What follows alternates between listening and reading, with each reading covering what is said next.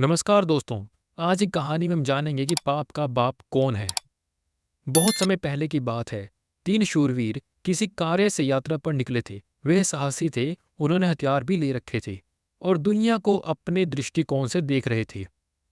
रास्ते में सबसे पहले उन्होंने एक यात्री को देखा जिसे किसी ने बेरहमी से मार डाला था। उसका शव रास्ते पर पड़ा था। यह दृश्य देखकर उनके हृदय में करुणा उमड़ आई। थोड़ा आगे बढ़े तो एक विधवा स्त्री मिली। उसका सब धन धान्य छीन लिया गया था और उसे पीट कर घर से निकाल दिया गया था। वह बेबस आंसू में डूबी सड़क के किनारे बैठी थी। यह देखकर भी उनका मन बहुत दुखी हुआ। आगे बढ़ते हुए उन्होंने देखा कि शिकारी लोगों ने कई निर्दोष पशु पक्षियों को पकड़ पकड़ कर मार डाला है। जगह जगह मृत जीवों के ढेर लगे हुए थे। यह देखकर तीनों वीरों का हृदय कांप उठा। फिर उन्होंने गरीब किसान का परिवार देखा।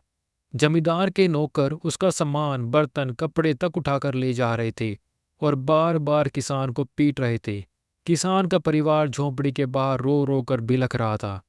इन सब घटनाओं ने तीनों के मन को झकझोर दिया। वे एक पेड़ के नीचे बैठ गए और सोचने लगे, आखिर इस संसार में इतना अन्याय और पाप क्यों फैल रहा है? इसका मूल कारण क्या है? यदि यह पाप किसी से जन्म लेता है तो उसके पिता का पता लगाना ही होगा। तीनों ने निश्चय किया कि पहले वह इस रहस्य को जानेंगे। दिन प्रतिदिन हफ्तों तक वे भटकते रहे पर उत्तर ना मिला। आखिरकार एक दिन उन्हें एक वृद्ध ज्ञानी पुरुष मिले। वे थके हुए थे, फिर भी बड़े आदर से उनके पास गए और प्रार्थना की, हे महात्मा, कृपा करके हमें बताइए कि पाप का जन्म कहाँ से होता है। वृद्ध ने अपनी उंगली से पर्वत की ओर इशारा किया और गंभीर स्वर में बोले, उस गुफा में पाप का पिता रहता है, लेकिन सावधान, वह बहुत चालाक है। यदि उसने तुम्हें पकड़ लिया तुम बच नहीं पाओगे। शूरवीरों ने सोचा, यदि यह सच है तो उसे मारना हमारा धर्म है, तभी पाप का अंत होगा। वे साहस कर गुफा में प्रवेश कर गए, लेकिन भीतर का दृश्य देखकर उनकी आंखें फटी रह गई। गुफा सोने चांदी से भरा हुआ था। जहां तहां सोने के ढेर लगे हुए थे। दीवारों में से भी सोना फूट रहा था। अब उनके मन का सारा विवेक खो गया।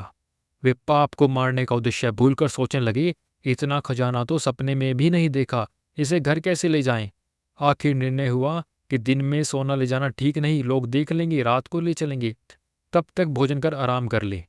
तय हुआ कि दो लोग भोजन सामग्री लेने जाएंगे, तीसरा गुफा पर पहरा देगा। लेकिन अब उनके हृदय में लोभ का विष फैल चुका था। हर कोई सोचने लगा, यदि बाकी दो मर जाएं तो सारा सोना अकेले मेरे हिस्से में आ जाएगा। जो दो साथी भोजन लेने को निकले थे, उनमें से एक के मन में लालच आ गया। उसने अपने मित्र पर तलवार चला दी और उसे मारकर झाड़ी में छिपा दिया और फिर खुशी खुशी आगे बढ़ा। वह दूसरी ओर उसने भोजन में भी जहर मिला दिया ताकि गुफा में बैठा तीसरा साथी मर जाए और सोना सिर्फ उसी का हो। लेकिन गुफा में बैठा तीसरा साथी भी चतुर था। उसने पहले ही निश्चय कर लिया था कि जब वो दोनों लौट कर आएंगे, एक एक करके उनको खत्म कर देगा। जब भोजन लेकर साथी गुफा में लौटा, तब तीसरे ने पीछे से उस पर छुरे से वार कर दिया और वहीं ढेर हो गया। अब तीसरा अकेला रह गया। वह प्रसन्न था कि अब सारा खजाना सिर्फ मेरा है। उसने पेट भरकर भोजन किया, पर भोजन जहरीला था। कुछ ही देर में उसके हाथ पैर ऐंठने लगे और वहीं तड़प तड़प के मर गया। गुफा का सारा सोना वहीं पड़ा रह गया। तीनों शूरवीर लोभ के कारण एक एक कर मौत का शिकार हो गए। यही सच्चाई है। पाप का पिता है लोभ। जहां लोभ होता है वहां पाप अपने आप जन्म ले लेता है।